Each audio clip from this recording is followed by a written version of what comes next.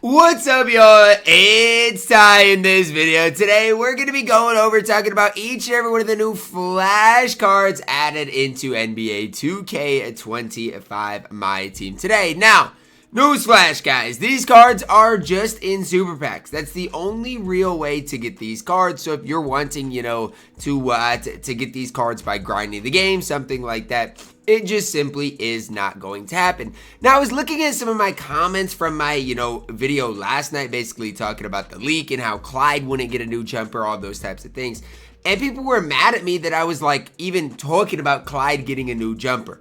Look, at the end of the day, if 2K didn't want to put out new releases, I wouldn't care.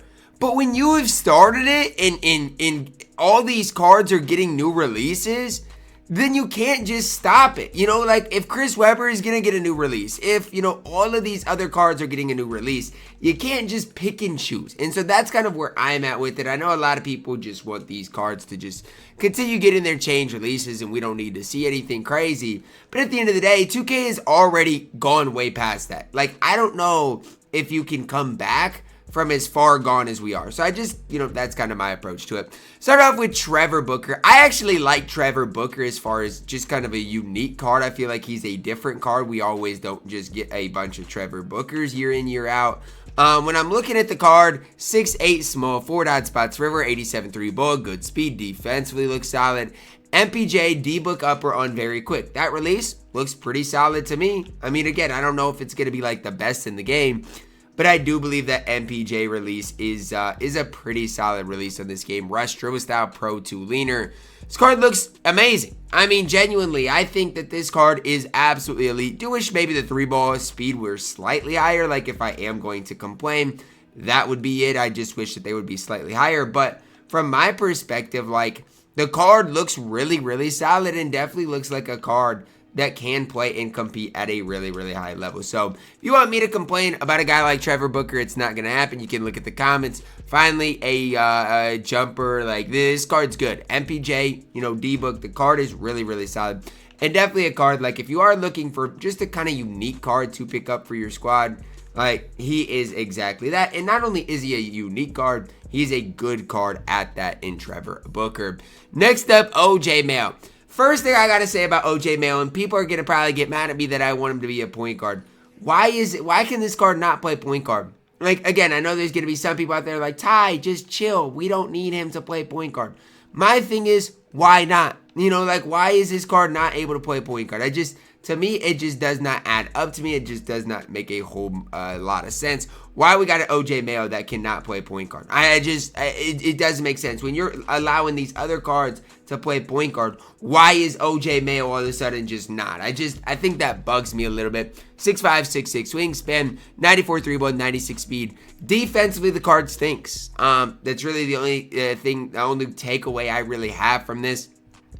Is that the defense of OJ Mayo is horrible. He's 6'5" and plays no defense at that shooting guard position. Maybe at least if he was a point guard, you could at least make the case for him, but this card stinks. Fox, dribble style, pro 3 leaner. This card absolutely reeks on the court. I mean, and if you get OJ Mayo, I feel bad for you. The card is horrible. Sengun up next. I gotta be honest. The Galaxy Opal Sengun was a card I actually kind of liked, and it's kind of weird for me to say that, but I really did like what the Galaxy Opal Sengun did provide on the court. So now we're looking at a Dark Matter Sengun that sees the speed go from an 86 to a 91. Pretty big increase there, if you do ask me. Combine that with the fact that he's got a 94 3-ball. Defense still isn't great, though. I'm really eager to see, compared to the Galaxy Opal, defensively, it basically stays the same. And again, I'm not hating, but I'm just a little bit confused here. What honestly are we trying to do here? Are we trying to make this card good or not? Because defensively, the card doesn't, he doesn't get better at all. So I'm just kind of confused, from 2K's perspective on what we are doing here, because again, to me, it just does not make a whole lot of sense. Defensively stays the same, rebounding wise stays the same. Stat wise, Dark Matter Sengun is barely better than the Galaxy Opal. Sees the Sengun base on very quick. That's obviously a helpful thing. Normal 2 leaners, fine rush dribble style. I thought Sengun would be a lot better. He's just not, I don't know. Like, people are saying insane. Not really. Like, this card's really not insane at all. Defensively, basically the same. I don't think he's that much better than the Opal Sengun. So for other people saying if you want to run Sengun, just get the Galaxy Opal, well, guess what? As sad as it is, they're right. You know, like, I don't even want to be the one to say that, but like as bad as it is, as much as it shouldn't be, they're right. You know, they are. Sengun's not very good. Last but certainly not least, we do get the 100 overall Clyde Drexler. 6'7", 6'10" wingspan, sees the Clyde based on very quick, Pro 2 leaner, Garland dribble style, Trey escape, D-low size up. And again, all of those things are fine. But here's what I'm going to say.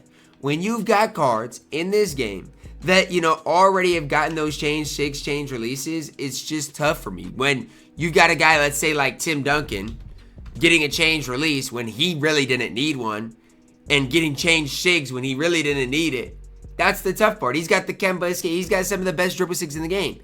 And so when I'm mad that Clyde's not getting those level of SIGs, it's just like, what are we doing? I mean, even if you want to keep his release the same, you know, at least give him some of the best SIGs in the game. Like, is that too much to ask for? Am I asking for too much? I genuinely, like, that's kind of the question of the day for me, because I don't know. I just feel like for me, I like cards being like unique. I do. But when we're getting Yao with the best SIGs in the game, basically, and we're getting a Tim Duncan that doesn't need a change release, getting a change release, and he's behind a paywall, and then this Clyde doesn't get one, I don't know. Like, the Clyde jumper is going to be fine, but I feel like it's just not as good as this year as it has been in the past. Does get the Garland dribble style. I guess Pro 2 leaner's nice. Like, Clyde's still going to be good, but is he going to be one of the best, you know, shooting guards in the game? No, he's not. You know, like, and when I say that, he's not going to be top 3. You know, he's not going to be better than T-Mac. He's not going to be better than some of these other guys. He's still going to be good, but he's just not going to be the elite of the elite type level. So that's really where I'm at with this drop. It is just another one of these flash drops that's like, whatever. Honestly, I will stand by this.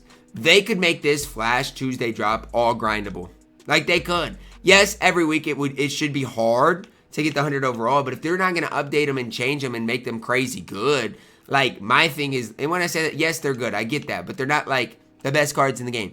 There's no reason all these cards should not be grindable. There's just no reason. And again, the 100 overall could be really, really a crazy grind, and the rest could be somewhat easy.